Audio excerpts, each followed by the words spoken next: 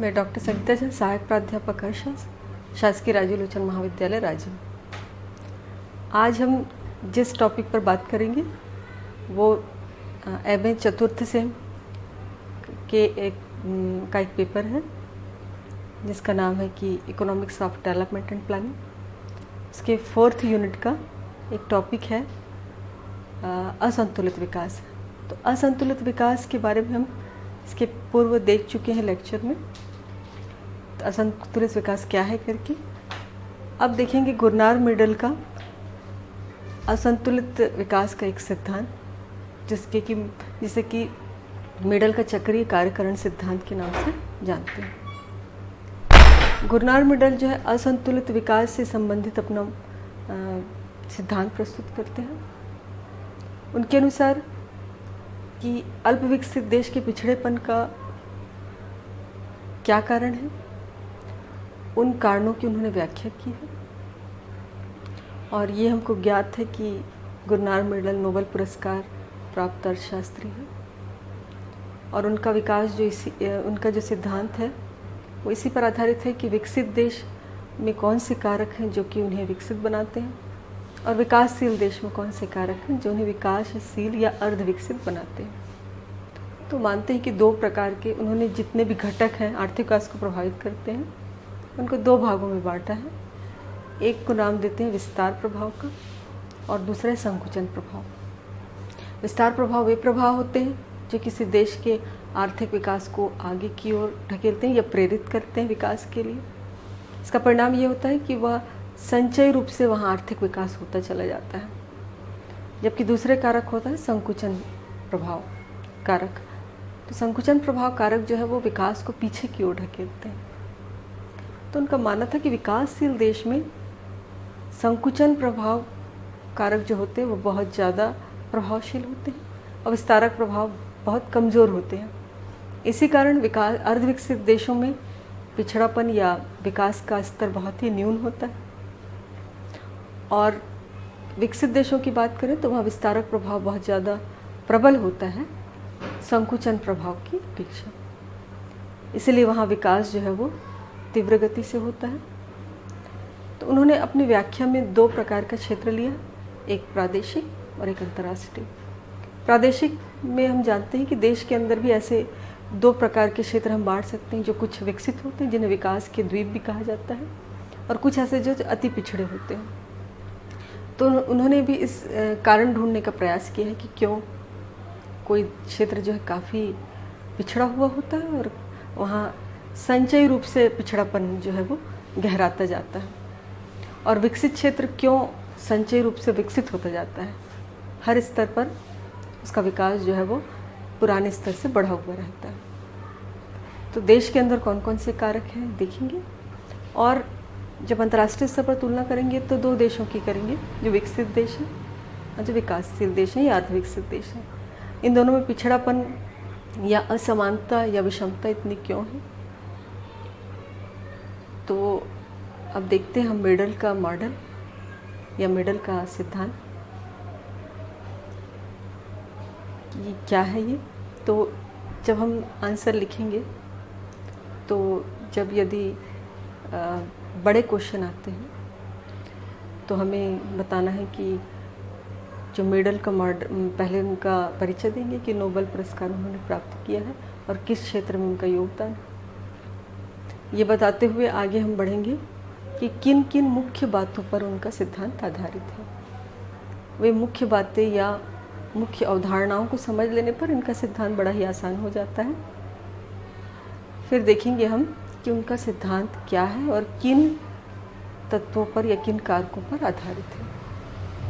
उन्होंने कुछ उदाहरण या एग्जाम्पल्स भी दिए हैं, उन पर भी हम ध्यान देंगे। इसके बाद उन्होंने उन कारकों का, उन संकुचन प्रभाव का और विस्तार प्रभाव का विस्तार से उन्होंने व्याख्या की है, उसको बताएंगे। फिर दो देशों के बीच और विकसित और विकासशील देशों के बीच और एक क्षेत्र में पिछड़े और विकसित क्षेत्र के बीच कौन कौन से कारक कार्यरत रहते हैं। इसके बाद हम आएंगे कि कौन कौन सी कमियां इस या सीमाएं हैं इस सिद्धांत की। उसके बाद लास्ट में हम देखेंगे कि इस चैप्टर से कौन कौन से क्वेश्चन हमें एग्ज़ाम में पूछे जा सकते हैं। मुख्यतः ऑब्जेक्टिव क्वेश्चन देखेंगे, क्योंकि ऑब्जेक्टिव क्वेश्चन अधिकतर विद्यार्थी गलत कर देते हैं। विद्यार्थी जो है वो इतने बारीकी से किसी चैप्टर को पढ़ते नहीं। यदि बारीकी से अध्ययन करेंगे तो यकीन मानिए कि आप जितने भी ऑब्जेक्टिव टाइप पाएंगे उनको आसानी से हल कर पाएंगे। तो आप ध्यान से इस लेक्चर को सुनिए और नोट्स को देखिए। मैं उन बातों पर भी गौर करवाऊंगी आपको जहाँ पर ऑब्जेक्टिव क्वेश्चन निकल सकते हैं। पर ये जो है वो लेक्चर के आखिरी में देखेंगे। तो आइए देखते हैं कि मेडल का चक्रीय कार्यकरण सिद्धांत क्या है। मेडल का चक्रीय कार्यकरण सिद्धांत। तो नोबेल पुरस्कार विजेता थे गुरनार मेडल। उनकी पुस्तक थी economic theory and underdeveloped regions. उन्होंने इसमें अपना सिद्धांत जो है वो दिया है। तो उनका जो सिद्धांत है वो कुछ मुख्य अवधारणाओं पर आधारित है। तो पहली अवधारणा ये है कि उनके अनुसार चक्रीय संचयी कार्यकरण या संकुचन प्रभाव जिन्हें कहते हैं के कारण अर्धविकसित और विकसित देशों के बीच में एक दुष्चक्र पैदा हो जाता है, और ये दुष्चक्र जो है दोनों देशों के बीच काफ़ी असमानता या अंतराल को बढ़ा देता है।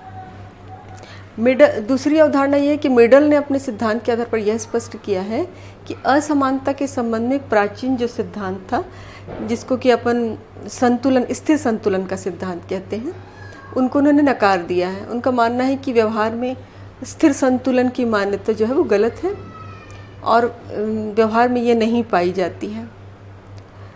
उनका मानना है कि ऐसा आवश्यक नहीं कि अर्थव्यवस्था में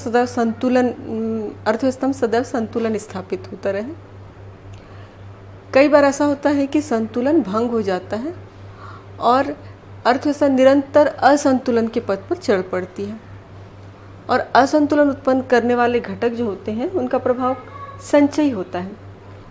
इसका मतलब कि पहले चक्र की अपेक्षा दूसरे चक्र में ज़्यादा ही प्रभावशील होते हैं और इनमें कार्य कारण संबंध पाया जाता है। इसी कारण इन्हें दुष्चक्र की संज्ञा दी जाती है।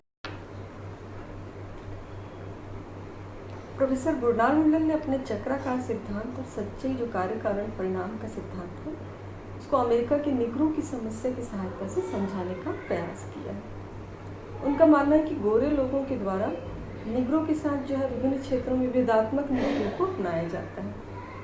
इसका परिणाम ये होता है कि निग्रो लोगों का जीवन स्तर काफ़ी निम्न है और उनमें पाई जाने वाली गरीबी, अंधविश्वास, अज्ञानता, ये सब के कारण गोरे उनसे घृणा करते हैं। इन दोनों बातों में धनात्मक संबंध है, अर्थात वो जितना ज़्यादा घृणा करते हैं उतनी ज़्यादा उनमें गरीबी, अंधविश्वास ये पाई जाती है। इस प्रकार गोरे लोगों का पक्षपात और निग्रो लोगों की गरीबी, ये दोनों में आपस में कार्य कारण संबंध स्थापित करते हैं। उनका मानना है कि इस अवस्था को हम संतुलन की अवस्था तो नहीं मान सकते, क्योंकि इन परिस्थितियों में यदि दोनों बातें जो कि हम पहले बताए हैं, एक तो उनकी विवादात्मक नीति और दूसरी निग्रो की समस्या, दोनों बातों में से किसी एक में यदि बाह्य या अन्य कारणों से परिवर्तन शुरू हो जाता है तो यह प्रक्रिया संचयी रूप ले लेती है और ऐसी स्थिति में पूरी अर्थव्यवस्था में जो है परिवर्तन देखने में आता है।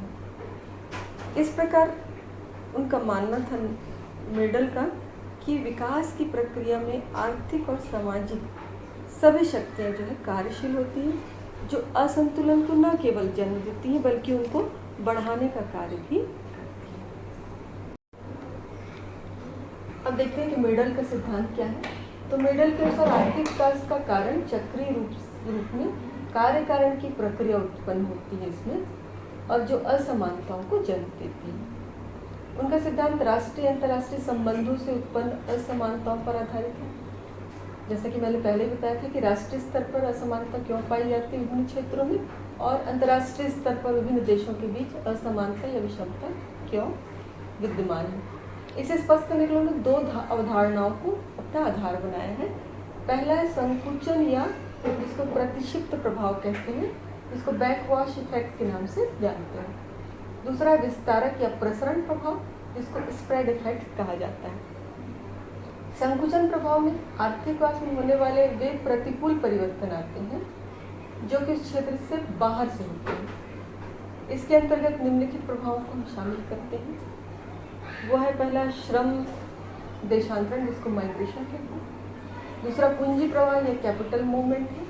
और तीसरा है व्यापार का प्रभाव या ट्रेड इफेक्ट। ये तीनों घटकों के माध्यम से हम संकुचन प्रभाव को स्पष्ट करेंगे कि संकुचन प्रभाव ये कैसे प्रतिकूल असर डालते हैं विकास पर। इन्हीं के संबंध में विस्तार प्रभाव को देखेंगे कि विस्तार प्रभाव वे प्रभाव होते हैं जो कि विकास का विस्तार करते हैं।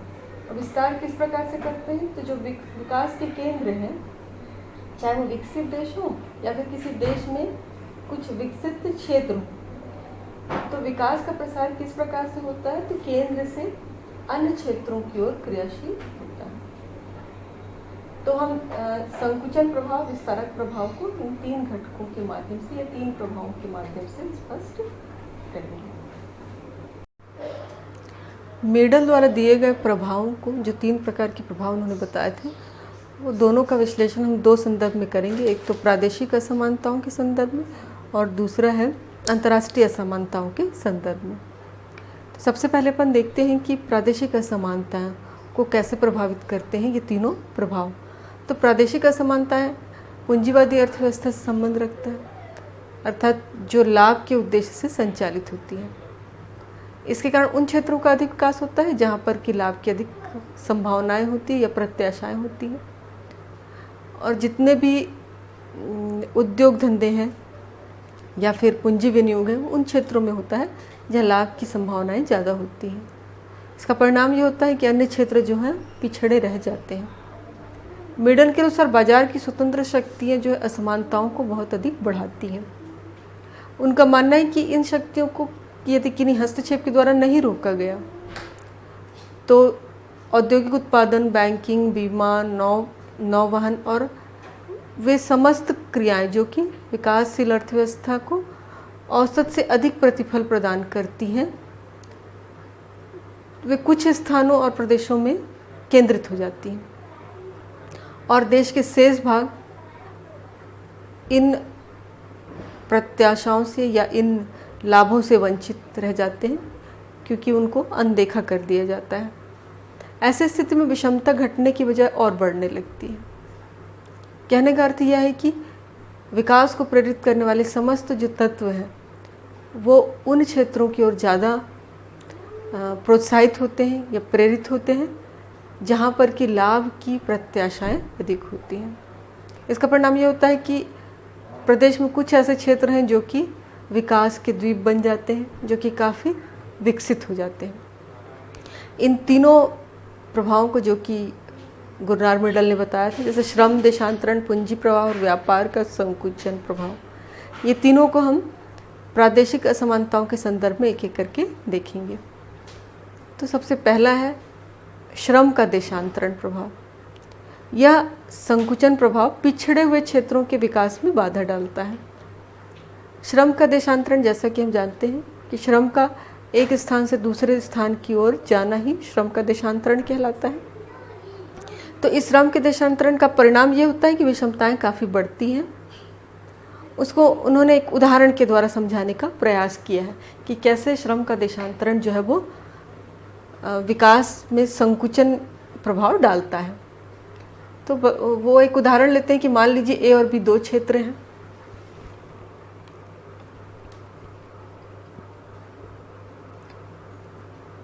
ए और बी दो क्षेत्र हैं जो विकास की दृष्टि से समान स्तर पर है। श्रम, दूसरा उन्होंने एक मान्यता मान ली थी कि श्रम, पूंजी तथा उत्पादन के अन्य साधनों का आवागमन दोनों देशों में स्वतंत्र होता है। तीसरी मान्यता यह है कि व्यापार पर कोई नियंत्रण नहीं है दोनों क्षेत्रों में और एक जैसी मुद्रा प्रणाली प्रचलित है या एक जैसी मुद्रा प्रचलित है। अब ये मान लेते हैं कि ए क्षेत्र में लोहा और कोयला मिल जाने के कारण बी क्षेत्र की अपेक्षा उसका विकास तीव्र गति से होता है, अर्थात वहाँ पर श्रम की मांग काफ़ी होती है, पूंजी की मांग काफ़ी होने लगती है और तीव्र गति से वो क्षेत्र जो है विकास करता है। इसका परिणाम ये होता है कि असंतुलन का जन्म होता है और जब असंतुलन की यह प्रक्रिया एक बार प्रारंभ हो जाती है तो कुछ ऐसी शक्तियाँ जो कि सामाजिक आर्थिक होती हैं कार्यशील हो जाती हैं, जो कि इस असंतुलन को और बढ़ाने में अपना योगदान देती हैं। और ए क्षेत्र में संचय विस्तार की संचय प्रक्रिया शुरू हो जाती है, और ये जो संचय प्रक्रिया के कारण वहाँ जो विकास होता है वो विकास बी क्षेत्र को क्षति पहुँचाकर या उसके विकास को कम करके होता है। अर्थात विकसित क्षेत्र का विकास जो है वो बी क्षेत्र के विकास की तुलना में कहीं अधिक हो जाता है, और बी क्षेत्र के पिछड़ेपन का कारण ए क्षेत्र का तीव्र गति से विकास होना ही है। मिडल का मानना है कि यहाँ जैसा कि उन्होंने माना था कि स्थैतिक संतुलन का अर्थ होता है कि मांग पूर्ति की शक्तियाँ ऐसे कार्यशील होती हैं कि अर्थव्यवस्था संतुलन में आ जाती है।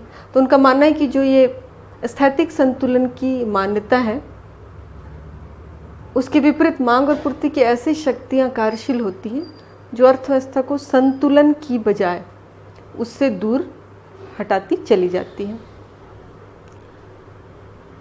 दूसरा जो संकुचन प्रभाव है वो पूंजी प्रवाह है। जो प्रदेश विकसित हो जाते हैं उनमें बढ़ी हुई मांग से विनियोग और पुनर्विनियोग की प्रेरणा उत्पन्न होती है उस क्षेत्र में, और इससे क्या होता है कि पूंजी की मांग उस क्षेत्र में काफ़ी बढ़ जाती है।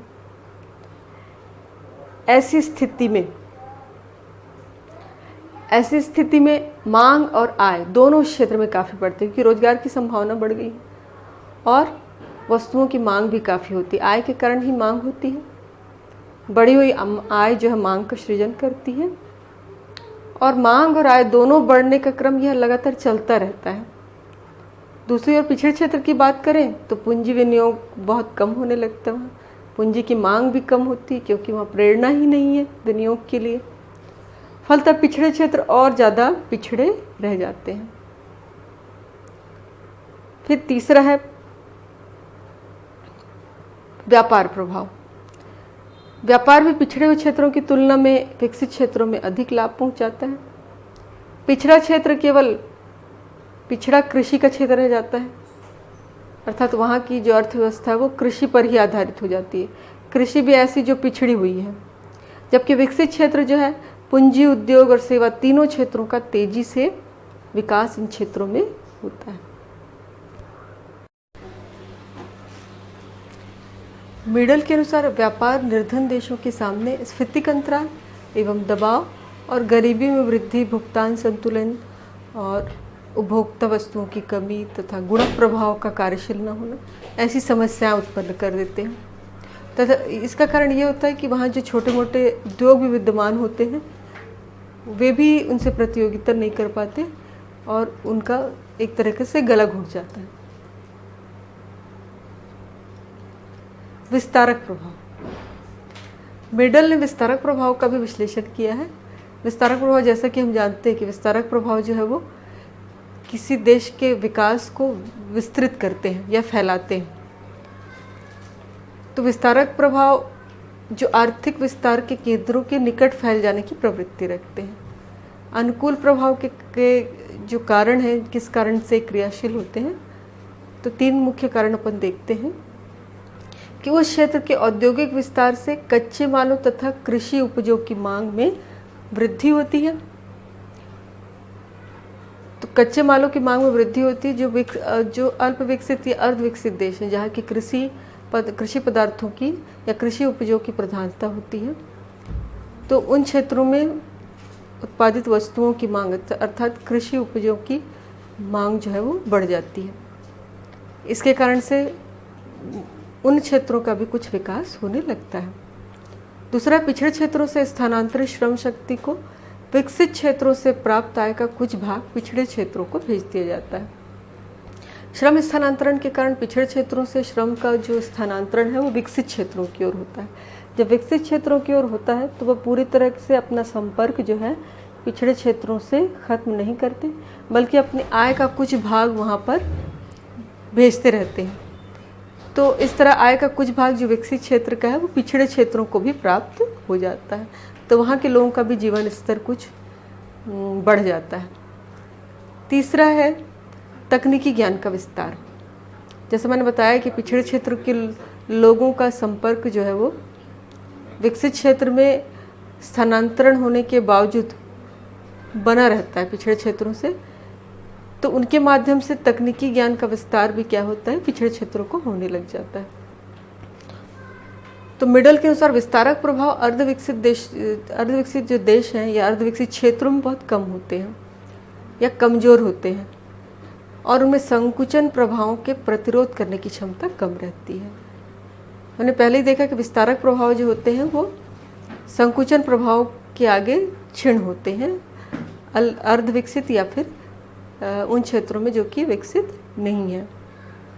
तो यही कारण है कि क्योंकि विस्तारक प्रभाव कमज़ोर होते हैं संकुचन प्रभाव के सामने, इस कारण से उन क्षेत्रों का विकास होने की अपेक्षा विषमता जो है वो काफ़ी बढ़ती जाती है। मिडल जो है राज्य की भूमिका का इस संदर्भ में उल्लेख करते हैं कि मिडल ने निर्धनता के इस दुष्चक्र को तोड़ने के लिए राज्य की भूमिका को पर्याप्त महत्व दिया है।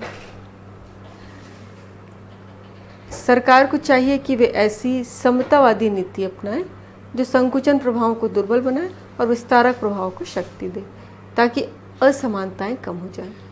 तो इस प्रकार मिडल राज्य की भूमिका को बहुत महत्वपूर्ण मानते हैं इन असमानताओं को कम करने के लिए विकसित क्षेत्र और अर्धविकसित क्षेत्रों के। भारत का भी यदि हम उदाहरण देखें तो देखेंगे कि सरकार जो है पिछड़े क्षेत्रों के विकास के लिए काफ़ी ऐसी नीतियाँ, आर्थिक नीतियाँ अपना रही हैं जिससे कि उन क्षेत्रों का भी विकास हो सके। तो हमने देख लिया कि विस्तारक प्रभाव और राज्य की भूमिका के संबंध में। अब हमें देखना है कि दूसरा क्षेत्र जो कि अंतर्राष्ट्रीय क्षेत्र है, तो अंतर्राष्ट्रीय क्षेत्र में आर्थिक या सामाजिक असमानताएं क्यों पाई जाती हैं, उसका भी मिडल ने अच्छा विस्तृत विश्लेषण किया है।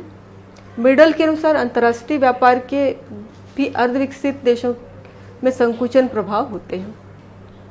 विकसित एवं अर्धविकसित देशों के बीच स्वतंत्र व्यापार विकसित देशों की स्थिति हमेशा मजबूत बनाए रखता है, जबकि अर्धविकसित देश जो है वो अपेक्षाकृत गरीब होते जाते हैं।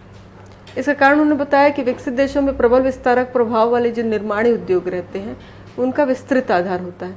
कहने का तात्पर्य यह है कि वहाँ पर उद्योगों के द्वारा उत्पादन होता है और वो कृषि क्षेत्र या कृषि उपज पर आधारित नहीं होती उनकी अर्थव्यवस्था, बल्कि निर्माणी उद्योगों पर आधारित होती है। तो औद्योगिक देशों का निर्यात माल सस्ता होने के कारण दस्तकारी देशों से निर्यातों को प्रतियोगिता में पीछे ढकेल देता है। इसका अर्थ यह है कि जो विकसित देश है उनके जो उद्योगों द्वारा निर्मित माल है उनके सामने जो हाथ से बनाए गए या दस्तकारी देशों जहाँ की तकनीक उतनी उन्नत नहीं है उनके द्वारा बनाए गए जो माल हैं उनसे प्रतियोगिता करते हैं तो जाहिर है कि पिछड़ जाते हैं। अर्धविकसित देशों में प्राथमिक वस्तुओं की मांग लोच रहित होती है। एक कारण उन्होंने ये भी बताया है कि जो प्राथमिक वस्तुएं होती हैं जो कि कच्चे माल और कृषि उपज के रूप में होती है, उनकी मांग जो होती है लोच रहित होती है, अर्थात उनका कीमतों पर कोई प्रभाव नहीं पड़ता मांग पर कीमतों का। तो विश्व बाजार की कीमत में जब उतार चढ़ाव होते हैं तो उसका कोई भी लाभ जो है इन देशों को प्राप्त नहीं होता। अब देखते हैं कि अंतर्राष्ट्रीय असमानता उत्पन्न करने में पूंजी प्रवाह का क्या योगदान है या क्या भूमिका है।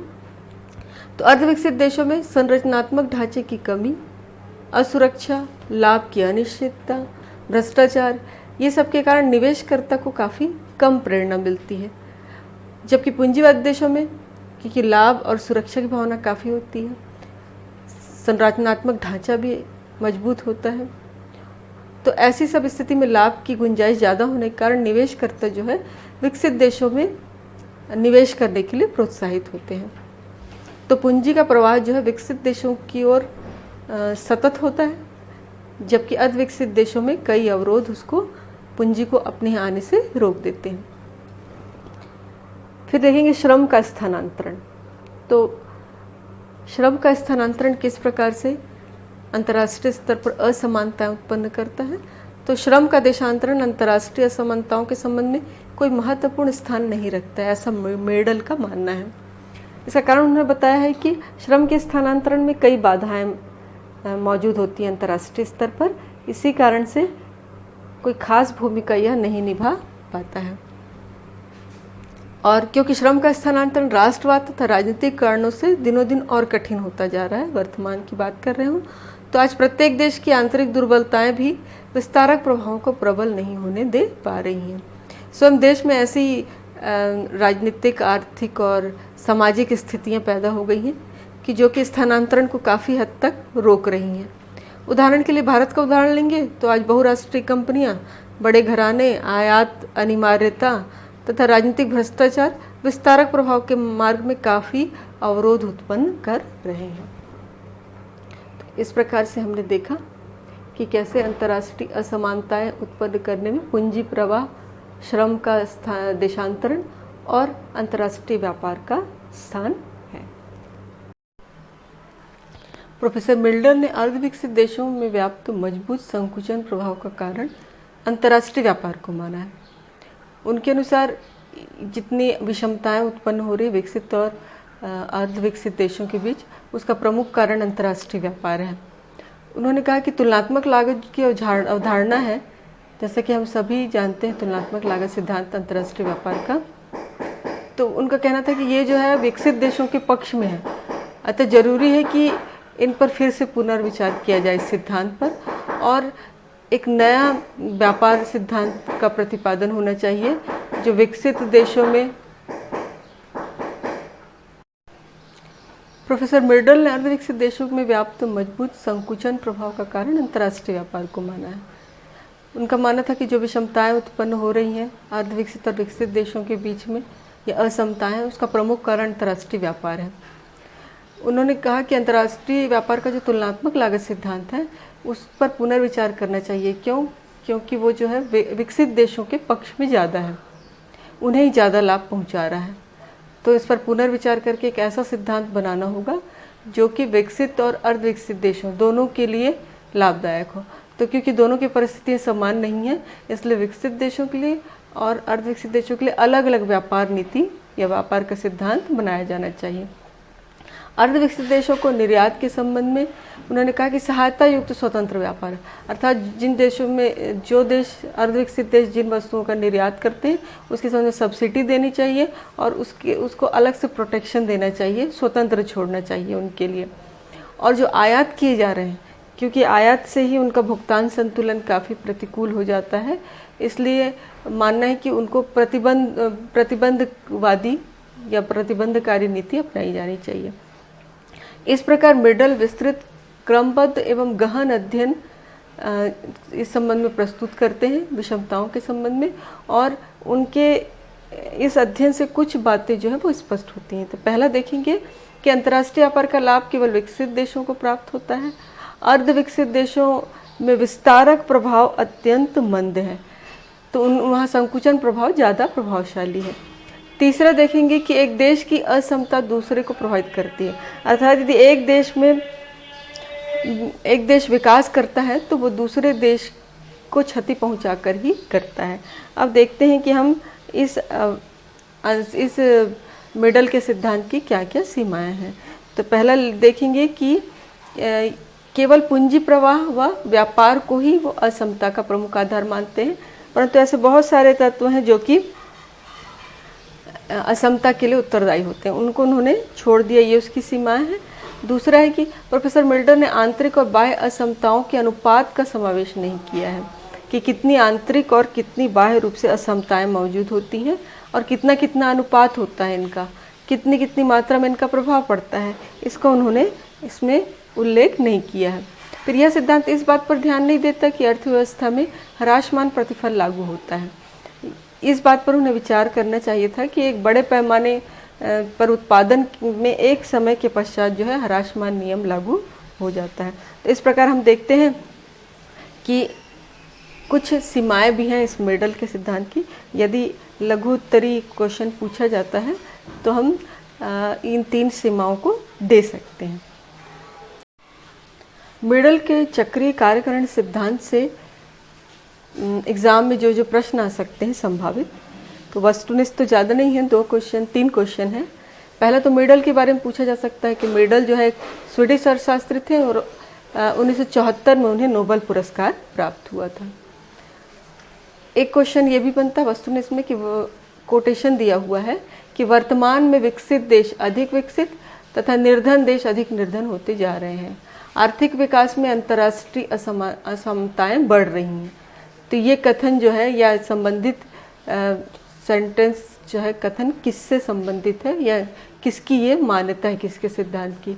तो मेडल के सिद्धांत की मान्यता है। दूसरा क्वेश्चन है कि प्रोफेसर मेडल के अनुसार चक्रीय कार्यकरण की प्रक्रिया होती है, किसका परिणाम होती है पूछा जा रहा है, तो आर्थिक विकास का परिणाम होता है। लघु उत्तरीय प्रश्न के संबंध में देखते हैं तो इसमें काफ़ी प्रश्न बन सकते हैं। पहला प्रश्न है कि संकुचन एवं विस्तार प्रभाव का अंतर लिखिए। दूसरा है प्रादेशिक असमानताएं क्या है। तीसरा क्वेश्चन है कि अर्धविकसित देशों में श्रम देशांतरण किस प्रकार से विकास में बाधा पहुंचाता है। इसके बाद चौथा क्वेश्चन आएगा लघु उत्तरी में कि देशांतरण पूंजी प्रवाह तथा व्यापार के संकुचन प्रभाव क्या है। पांचवा क्वेश्चन है स्पष्ट कीजिए कि अर्धविकसित देशों में विस्तारक प्रभाव भी पाए जाते हैं। छठवां क्वेश्चन है कि निर्धनता के कुचक्र को तोड़ने में राज्य की भूमिका लिखिए। फिर है कि अंतर्राष्ट्रीय असमताएं क्या हैं। आठवां क्वेश्चन मेडल के सिद्धांत की आलोचना लिखिए। इस प्रकार मेडल का चक्रीय कार्यकारण का जो सिद्धांत है उसमें ये कुछ वस्तुनिष्ठ और लघु उत्तरीय प्रश्न है। और मेरा विद्यार्थियों को एक और सजेशन देना है कि जब भी किसी सिद्धांत के बारे में आप पढ़ते हैं तो सिद्धांत किसने दिया है और उनकी बुक का क्या नाम है, मेन कौन सी मान्यता पर उनका सिद्धांत आधारित है, ये कुछ बातों को गौर करेंगे तो बहुत सारे वस्तुनिष्ठ प्रश्न आप हल कर पाएंगे। इसी प्रकार सिलेबस में कौन कौन से सिद्धांत दिए हैं उसको एक बार ज़रूर देखें ध्यान से, क्योंकि अधिकतर कौन से सिद्धांत किसके नाम पर हैं ये जरूर क्वेश्चन पूछा जाता है। तो इसी के साथ मेडल का चक्रीय कार्यकारण प्रभाव सिद्धांत की व्याख्या समाप्त होती है।